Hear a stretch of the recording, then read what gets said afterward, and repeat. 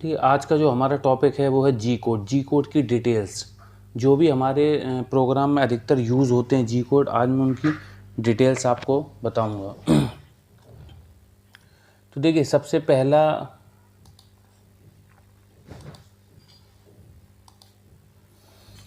पहला जो हमारा कोड है वो है जी जीरो मीन्स रैपिड। मतलब जब हमारा मशीन स्टार्ट होती है तो हम टूल को वर्क पीस पर रैपिड की पोजीशन में ले जाते हैं। ठीक है, ये हमारी होम पोजीशन है, टूल मतलब होम पोजीशन पे, ये हमारा वर्क पीस है। तो जब हम टूल को इस वर्क पीस पे लाएंगे, ठीक है, तो इस समय फीड रेट की हमें ज़रूरत नहीं पड़ेगी, तो हम रैपिड में लाते हैं टूल को, जिससे कि हमारा टाइम की सेविंग हो। तो इस टाइम की सेविंग के लिए हम जी जीरो कोड का यूज़ करते हैं। G zero means rapid. ठीक है, उसके बाद आता है नेक्स्ट कोड जी जीरो वन। जी जीरो वन मतलब लाइनर इंटरपोलेशन। लाइनर इंटरपोलेशन ये मतलब वर्ग फीड, मतलब जो जी जीरो के बाद जब हम वर्ग पार्ट पे काम करते हैं तो उसके लिए हमें फीड रेट की ज़रूरत पड़ती है। तो जी जीरो वन हमारा फीड रेट के साथ काम करता है। तो देखिए, सपोज करो एक्स जीरो वाई जीरो हमारा ये स्टार्टिंग पॉइंट है। स्टार्टिंग पॉइंट से इस पॉइंट तक हमें कोई टूल चलाना है, मिलिंग करनी है, इसी प्रकार का कोई भी कटर चलाना है। तो ये जब टूल हमारा मूवमेंट करेगा जी जीरो मतलब लाइनर इंटरपोलेशन में मूवमेंट करेगा, तो इसमें हमें फीड मतलब एफ आपको फीड रेट की ज़रूरत पड़ेगी।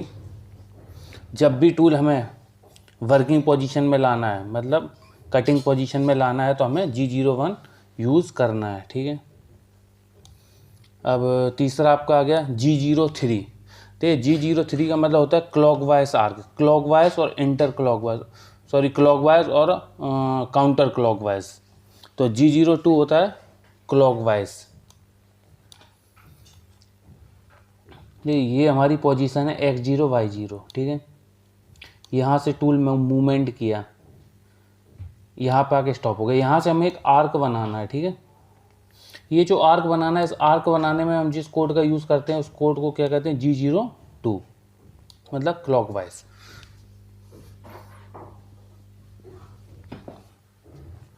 आर्क बनाने के लिए इसकी डिटेल्स में वीडियो बना दूंगा मैं। इसकी जो है आर्क बनाने के लिए हमें आर रेडियस की ज़रूरत पड़ती है, एक्स वाई की ज़रूरत पड़ती है, इस कोऑर्डिनेट की और इस कोऑर्डिनेट, दो कोऑर्डिनेट प्लस आर रेडियस, इन तीनों के साथ हम जी जीरो टू का यूज़ करते हैं। ठीक है, जी जीरो टू आपको समझ में आ गया। देखिए, जी जीरो रैपिड के लिए, जी जीरो वन लाइनर इंटरपोलेशन मतलब फीड रेट में वर्क करने के लिए। ठीक है, जी जीरो टू और हो गया आपका क्लॉकवाइज। अब आ गया जी जीरो थ्री। तो जी जीरो थ्री होता है counter clockwise. G zero two अभी मैंने बताया था clockwise, G zero three counter clockwise. Counter clockwise मतलब टूल हमारा जब उल्टा मूवमेंट करेगा, जब हमें किसी चीज़ में एंड मिल से उल्टा काटना है, मतलब काउंटर क्लॉकवाइज वर्क करना है हमें। यदि क्लॉकवाइज करना है, सीधा काटना है हमें, ऐसा ऐसा हमारा कोई टूल मूवमेंट कर रहा है, ठीक है, इस पोजीशन में, तो जी जीरो टू चलेगा। यदि हमारा टूल उल्टा मूवमेंट कर रहा है ऐसा, तो हम किस चीज़ का यूज़ करेंगे, जी जीरो थ्री का। ठीक है, जी जीरो थ्री काउंटर क्लॉकवाइज। ये इसकी स्टार्टिंग पॉइंट है, ये इसका एंड पॉइंट है, ये इसका रेडियस हो गया। ठीक है, और इस रेडियस को एक्स जीरो वाई जीरो यहाँ पर पोजिशन होगा, और यहाँ का जो भी दिया होगा, तो इससे आप पूरा ये आर्क कंप्लीट कर सकते हैं जी जीरो थ्री में। ओके, नेक्स्ट है आपका जी जीरो फोर। जी जीरो फोर में डुअल टाइम मतलब क्या होता है, मीन्स हम एक टूल को किसी वर्क पीस पर एग्जैक्टली कितने टाइम के लिए स्टॉप कर सकते हैं। अब हमें इसकी ज़रूरत पड़ती क्यों है, देखिए आपको एक पिक्चर दिखाता हूँ मैं। ये देखिए, ये एक पिक्चर है आपके लिए। ठीक है, जी जीरो फोर डुअल टाइम हम जो हमेशा जो है जी एट्टी टू के साथ यूज़ किया जाता है। जो डुअल टाइम जो है जी एट्टी टू के साथ यूज़ किया जाता है। देखा होगा आपने, कभी भी आप काउंटर लगाते हो, इसको काउंटर बोरिंग साइकिल कहते हैं। जी एट्टी टू कभी भी आप काउंटर लगाते हो तो इस प्रकार की चैटरिंग आ जाती है। तो इस प्रकार की चैटरिंग को दूर करने के लिए हमें डुअल टाइम देना पड़ता है, जिससे कुछ समय के लिए टूल वहाँ पे एग्जैक्टली स्टॉप हो, जिससे कि चैटरिंग की प्रॉब्लम ना आए। तो इसके लिए क्या करते हैं हम, इसके लिए हम यूज़ करते हैं G zero two, G zero four. Okay, अब देखिए जी जीरो फोर में डुअल टाइम क्या होता है, डुअल टाइम होता है पी को क्या कहते हैं, डुअल टाइम। अभी जी जीरो फोर पी 500 का मतलब हुआ 500 मिली सेकेंड, मतलब टूल जो स्टॉप होगा वो कितना होगा, 500 मिली सेकेंड। यहाँ देखिए मैं आपको कोड के डिटेल्स के साथ साथ उसको डीपली एनालिसिस में आपको पर उसके हिसाब से प्रोग्राम भी बना दूंगा। जो भी टूल्स जो भी कोड हैं उन हर कोड की एक अलग से मैं वीडियो बना दूंगा, ठीक है। तो यहाँ आपको नॉर्मली मैं उनकी थोड़ी सी डिटेल्स बता देता हूँ, ठीक है। तो 1 सेकेंड में होता है 1000 मिली सेकेंड, ठीक है। यदि आपने लिख दिया P1.1, यदि आपने इस पर पॉइंट लगा दिया तो ये फिर 1 सेकेंड पड़ेगा। और ये आपने P1 लिख दिया, यदि आप P1 लिखते हो तो ये पड़ेगा 1 मिली सेकेंड, ठीक है। तो इसमें पॉइंट का बहुत महत्व रहता है। यदि P के बाद आप पॉइंट लगाते हो तो सेकेंड पड़ेगा, यदि पॉइंट नहीं लगाते हो तो मिली सेकेंड पड़ेगा, ठीक है। सपोज करो आपको 4.5 सेकेंड मशीन को रोकना है, तो इसके लिए आपको क्या करना है, G04 P4500, ओके। G04 आपको समझ में आ गया। और डुअल टाइम जो है यूज़ होता है G82 के साथ ही। G82 उसका होता है काउंटर वोरिंग साइकिल। काउंटर वोरिंग साइकिल में ही इसका यूज़ किया जाता है अधिकतर। वैसे आपको कुछ भी रोकना हो, आर्म रोकनी हो, मैगजीन रोकनी हो, कुछ भी आपको यदि ऐसा कुछ डुअल टाइम में एक्सेट स्टॉप करना हो तो आप G04 के साथ उतना उसका डुअल टाइम दे सकते हैं। उतने टाइम के लिए ही वो रुक जाती है, ठीक है। अब आ जाओ G10। G10 होता है program data input. Program data input मतलब ये लाइन देखिए, अब G10 G55 X0 Y0। इसमें जो G55 है ये क्या होते हैं, वर्क ऑफसेट।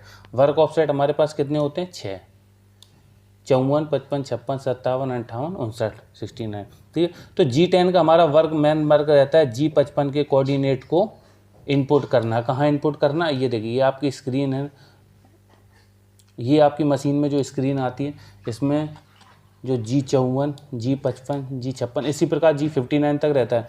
तो यदि मैंने यहाँ G54 दिया हुआ है तो G10 का जो वर्क रहेगा वो G54 में X0 और Y0 यहाँ जो भी वैल्यू रहेगी उसको इनपुट कर देगा, ठीक है। अब नेक्स्ट आते हैं, ठीक है। इसके ऊपर मैंने वीडियो बनाई है, आप चाहे तो देख सकते हैं जाके। अब उसके बाद नेक्स्ट आता है G15। देखिए G15 होता है polar coordinates. Polar coordinates move in G0 और G01 में। देखिए कभी कभी क्या होता है, आपको ऐसी ड्राइंग दी जाती है कि कोई प्लेट दे दी, उसमें आपको 4 या 5 होल करके दे दिए। उस होलों को आपको X और Y की डायमेंशन ना दे के आपको डिग्री दे दी जाती है कि ये होल कितनी डिग्री पे हैं, और इनका एक रेडियस दे दिया जाता है, ठीक है। इसके आधार पर ही आपको क्या निकालना होता है, इनके कोऑर्डिनेट निकालने होते हैं। तो ये जो कोऑर्डिनेट एक फार्मूला होता है G15 में यूज़ होता है, ठीक है। इसकी मैं एक डिटेल्स वीडियो बनाऊंगा अभी, जिसको कहते हैं पोलर कोऑर्डिनेट मूव्स। यानी आपको यदि डिग्रीज दी हुई हैं तो डिग्री के आधार पे आप XY वैल्यू को निकाल के किस प्रकार प्रोग्राम बनाएंगे, तो G15 में उसका यूज़ है, ओके। G16 मतलब पोलर कोऑर्डिनेट कमांड को कैंसिल करना है। यदि जो हमारा कमांड है इसको कैंसिल करने के लिए, तो कोई भी साइकिल है, ड्रिल साइकिल हो या टैपिंग साइकिल हो, पोलर कोऑर्डिनेट कमांड साइकिल हो, कोई सी भी साइकिल हो, उसको हमें कैंसिल करने के लिए कैंट साइकिल का यूज़ किया जाता है। अब उसका नेक्स्ट है G17, G18, G19। देखिए G17, G18, G19 दोनों, G17 XY प्लेन के लिए यूज़ किया जाता है, G18 ZY ZX और G19 YZ। ये तीनों का अपना फॉर्मूला रहता है कि G17 आपने यदि लगाया है प्रोग्राम में तो सिर्फ X और Y में ही मूवमेंट होगा, ठीक है। और G18 लगाया तो आपने ZX में, और G19 लगाया तो Y और Z में।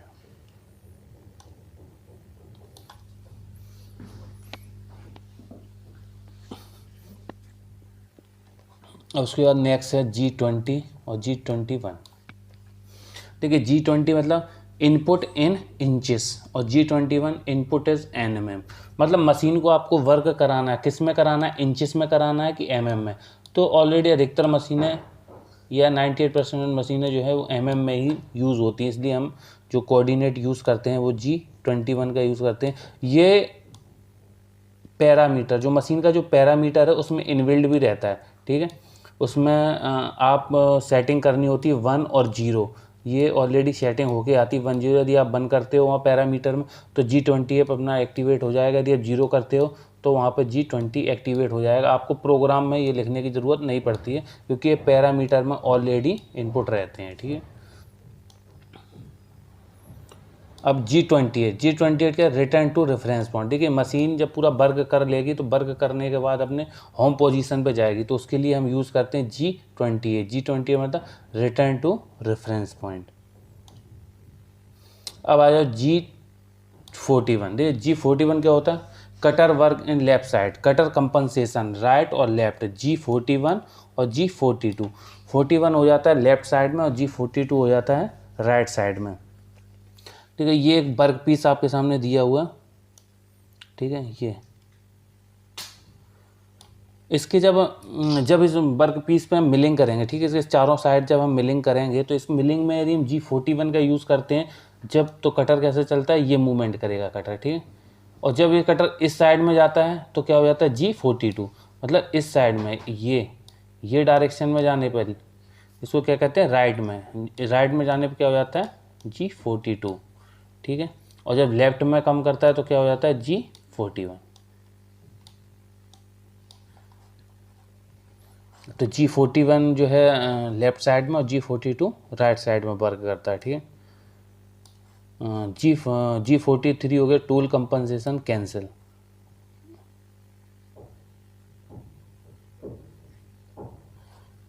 एक मिनट, ये सॉरी, ये G41 कटर लेफ्ट साइड में, right G40 cutter compensation cancel, ठीक है। हमने कटर को चलाया, अभी बताया था मैंने कि कोई से भी टूल्स जब कोई से भी साइकिल से हम चलाते हैं तो उसको कैंसिल करना पड़ता है। तो इसका जो कैंसिल साइकिल है वो क्या है G40। इसका एक फार्मूला ही बनाया मैंने, ये देखो, ये आपको लाइन डालनी होती है G0, G91, G28 अभी मैंने ऊपर बताया था होम पोजीशन के लिए। G40 हो गया आपका कटर कंपनसेशन और GHC हो गया आपका drill cycle cancel, okay.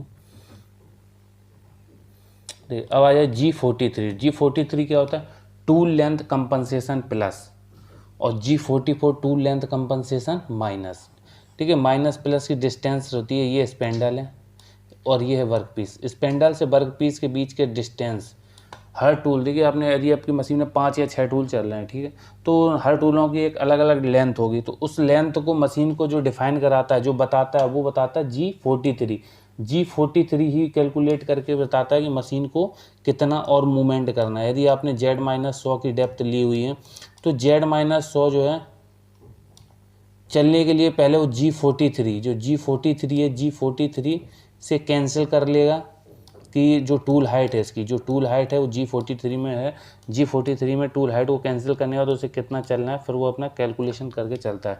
G43 ही हमेशा यूज़ होता है मशीन में, G44 का यूज़ नहीं किया जाता है, ठीक है।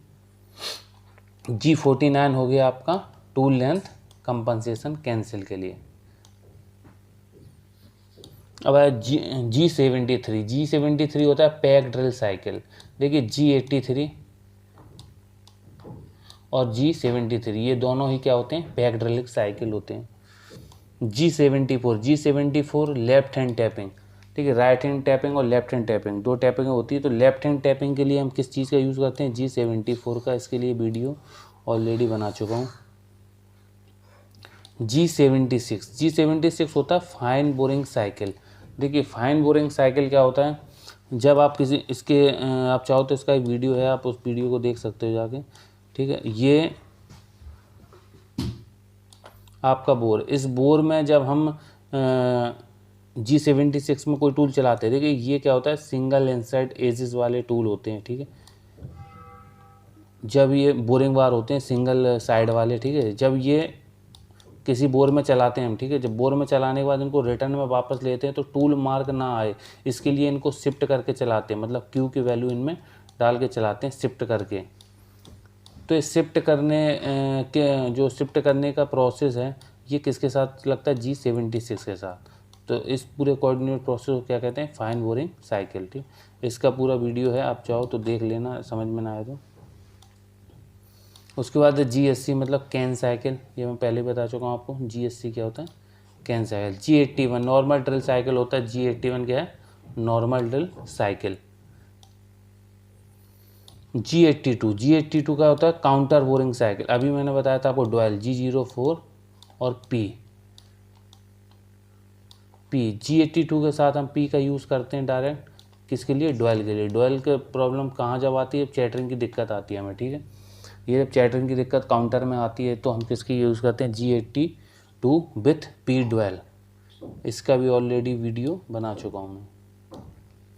G83 क्या होता है, पैक ड्रिल साइकिल, ठीक है, अभी बताया था मैंने। 70 ऊपर आपको होता है ना, G73 और 83, ये दोनों ही किसके लिए होते हैं, पैक ड्रिल साइकिल के लिए, ठीक है। पैक ड्रिल साइकिल का मैंने एक ये थोड़ा सा प्रोग्राम भी बनाया है, इसमें क्यू इम्पोर्टेंट हो जाता है, क्यू जो है इम्पोर्टेंट हो जाता है। इसका फुल वीडियो भी है, आप बात कर सकते हो। G84 left hand tapping, G74 अभी मैंने बताया था आपको राइट हैंड टैपिंग के लिए होता है, और G84 क्या होता है, लेफ्ट हैंड टैपिंग के लिए, ठीक है। 86 का यूज़ क्या करते हैं, बोरिंग साइकिल। बोरिंग साइकिल में हम किसका यूज़ करते हैं, 86 का। और 87 का होता है बैक बोरिंग साइकिल, मतलब जो हम बोरिंग साइकिल है उसको बैक में भी यदि वर्क कराना हमें तो उसके लिए हम क्या यूज़ करते हैं, G87 का। अब आ जाता है आपका G90 और G91, ठीक है। देखिए एब्सोल्यूट प्रोग्राम और इंक्रीमेंटल प्रोग्राम G90 में ये अधिकतर बनता है एब्सोल्यूट प्रोग्राम में, और इंक्रीमेंटल का यूज़ हम कब करते हैं और एब्सोल्यूट का यूज़ कब करते हैं, इन दोनों की डिटेल्स में वीडियो है, ठीक है। तो यहाँ मैं आपको ये बताना चाहूँगा, G90 जो है एब्सोल्यूट प्रोग्राम होता है, प्रोग्राम सारे एब्सोल्यूट में ही बनते हैं, ठीक है। अब एंड में आपका G94 मतलब फीड पर मिनट, G94 और G95, देखिए G94 और G95 इन दोनों का यूज़ कब किया जाता है, इनका अधिकतर यूज़ किया जाता है रिजिड टैपिंग। M29 में रिजिड टैपिंग में हमें कमांड देनी होती है कि हम फीड को जो कमांड दे रहे हैं वो पर मिनट के हिसाब से दे रहे हैं कि पर mm के हिसाब से दे रहे हैं। जो हमारी फीड मूवमेंट करेगी मशीन की वो पर mm के हिसाब से करेगी या पर मिनट के हिसाब से करेगी, ठीक है। इसका एग्जैक्टली वीडियो मैंने रिजिड टैपिंग वाले वीडियो में बना चुका हूँ, ठीक है। तो ये जो आपके कुछ इम्पोर्टेंट्स कोड थे जिनकी डिटेल्स मैंने दे दी हैं, इनमें से यदि कोई कोड्स आपको ना समझ में आया तो डिस्क्रिप्शन बॉक्स में आप बता सकते हैं। बाकी इनकी कुछ की डिटेल्स वीडियो में बना चुका हूँ और कुछ की रह गई, उनकी भी मैं नेक्स्ट टाइम में 1 बाय 1 करके सारी वीडियोस बना दूंगा। तो आपको वीडियो कैसी लगी बताना, एंड थैंक्स फॉर वॉचिंग।